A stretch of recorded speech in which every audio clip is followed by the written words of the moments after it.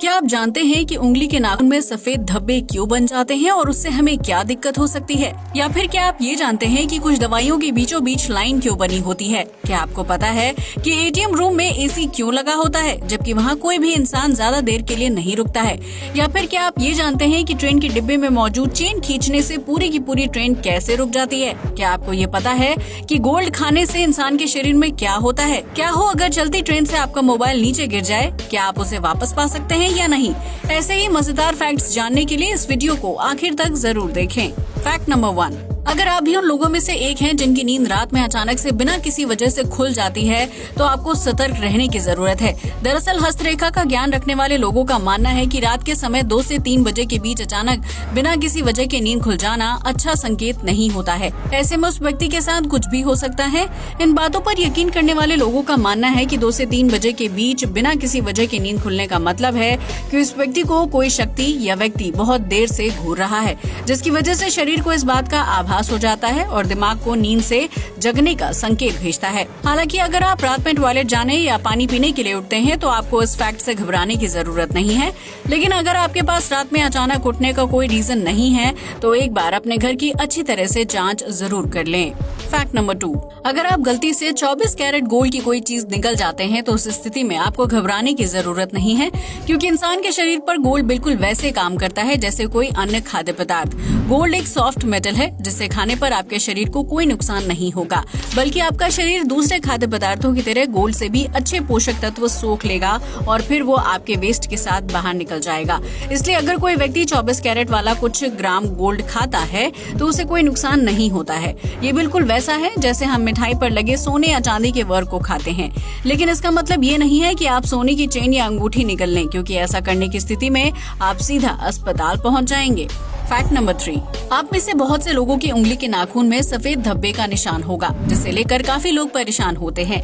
लेकिन नाखून या अंगूठे पर मौजूद इन निशानों को देखकर परेशान होने की जरूरत नहीं है, क्योंकि ये हमारी सेहत से जुड़ी अहम बातों को जानने में काफी मददगार साबित होते हैं। दरअसल जब नाखूनों पर इस तरह के सफेद धब्बे बनते हैं तो इसका मतलब ये है कि आपके शरीर में कोई छोटी मोटी चोट लगी है या फिर आपको फंगल इन्फेक्शन हो सकता है। लेकिन इस तरह की समस्याओं से हमारी बॉडी खुद ही फाइट कर लेती है, जिसकी वजह से नाखून पर बने सफेद धब्बे कुछ समय बाद गायब हो जाते हैं।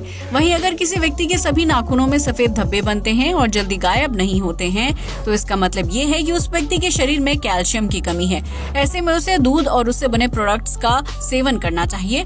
वहीं अगर साइंस से हटकर देखें तो जिन लोगों के अंगूठे के नाखून पर सफेद धब्बे होते हैं उन्हें बहुत ही भाग्यशाली माना जाता है।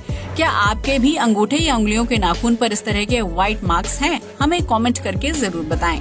फैक्ट नंबर 4, हम सभी में से किसी न किसी ने कभी न कभी दवाई का सेवन तो किया ही होगा जो बीमारी को दूर करने में मददगार होती है। लेकिन क्या आपने कभी दवाई के ऊपर बीचों बीच बनी लाइन पर ध्यान दिया है, जिसको बनाने का मकसद बहुत से लोगों को आज तक पता नहीं है। दरअसल इस तरह की लाइन उन दवाइयों पर बनाई जाती है जिनका डोज काफी हैवी होता है और उन्हें स्प्लिटिंग टैबलेट के नाम से जाना जाता है। इस तरह की दवाइयों के बीच लाइन की मदद से मरीज दवाइयों को टुकड़ों में तोड़ सकता है ताकि वो दवाई का कम डोज ले सके। वहीं जिन दवाइयों पर लाइन मौजूद नहीं होती है उन्हें तोड़कर कभी भी नहीं खाना चाहिए, क्योंकि इस तरह की दवाइयों में कम डोज होता है। इसलिए अगर आप उन्हें तोड़कर खाते हैं तो दवाई का आपके शरीर पर असर नहीं होगा।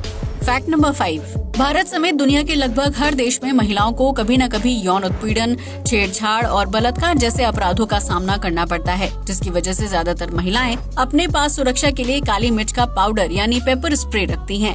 लेकिन क्या आप जानते हैं कि इजराइल दुनिया का एकमात्र ऐसा देश है जो महिलाओं को अपनी सुरक्षा के लिए राइफल रखने की इजाजत देता है? जी हाँ, आपने बिल्कुल सही सुना। इजराइल की महिलाएं सुरक्षा के लिए अपने पास M16 राइफल रखती हैं, ताकि अगर कोई व्यक्ति उनके साथ छेड़छाड़ या बदतमीजी करे तो वो तुरंत उसे शूट कर सके। फैक्ट नंबर 6, एनिमल किंगडम में चींटी को सबसे छोटे जीव का दर्जा प्राप्त है, जबकि चीता को सबसे तेज और खूंखार जानवर के रूप में जाना जाता है। लेकिन क्या आपको पता है कि नन्ही सी चींटी दौड़ने में चीता को हरा सकती है, जो बहुत ही चौंकाने वाली बात है। चींटी अपने छोटे आकार के बाद भी जिस तेजी और फुर्ती के साथ काम करती है, उस हिसाब से अगर चींटी का आकार थोड़ा सा बड़ा होता तो वो दौड़ने में चीता को आसानी से हरा देती। इतना ही नहीं, अगर चींटी का साइज इंसानों के जितना होता तो वो इंसान या किसी दूसरे जानवर के मुकाबले 20 गुना तक ज्यादा तेजी से दौड़ सकती थी। इस हिसाब से देखा जाए तो चींटी बड़े आकार का जीव होने पर एनिमल किंगडम में अपना राज चला सकती थी। फैक्ट नंबर 7, भारत जैसे देश में शादी या कोई फैमिली प्रोग्राम होने की स्थिति में परिवार के लोग इतने ज्यादा हो जाते हैं कि कई बार कुछ लोगों को गेस्ट लिस्ट से बाहर करना पड़ता है। लेकिन ऐसा जरूरी नहीं है कि भारत की तरह हर देश में परिवारों के बीच इतना प्यार हो कि वो शादी अटेंड करने के लिए इकट्ठा हो सके।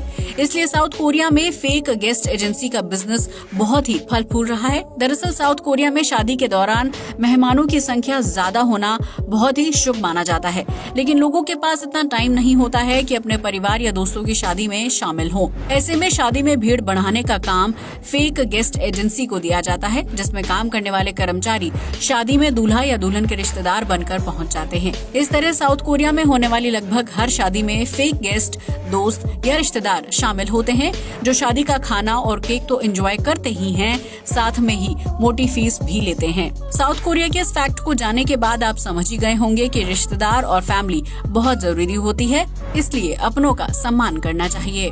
फैक्ट नंबर 8, भारत में ट्रेन से सफर करना बहुत ही सुविधाजनक और सस्ता विकल्प माना जाता है, जिसकी वजह से सैकड़ों लोग रोजाना भारतीय रेल से सफर करते हैं।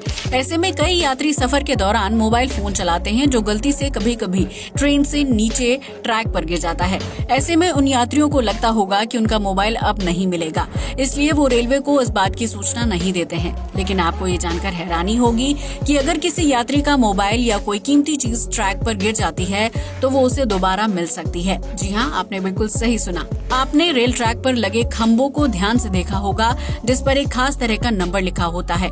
ट्रैक पर मौजूद इन नंबर्स की वजह से ही रेलवे कर्मचारी पटरियों से जुड़ा काम करते हैं और टूटी हुई पटरियों की मरम्मत करते हैं। इसलिए रेलवे में हर थोड़ी दूरी पर इस तरह के खंभे होते हैं और उन पर नंबर लिखे होते हैं। ऐसे में जब आपका कोई सामान ट्रैक पर गिर जाता है तो आप उस खंभे पर लिखे नंबर को नोट कर सकते हैं और अगला स्टेशन आने पर सामान गिरने और ट्रैक से जुड़ी जानकारी अधिकारियों को दे दें।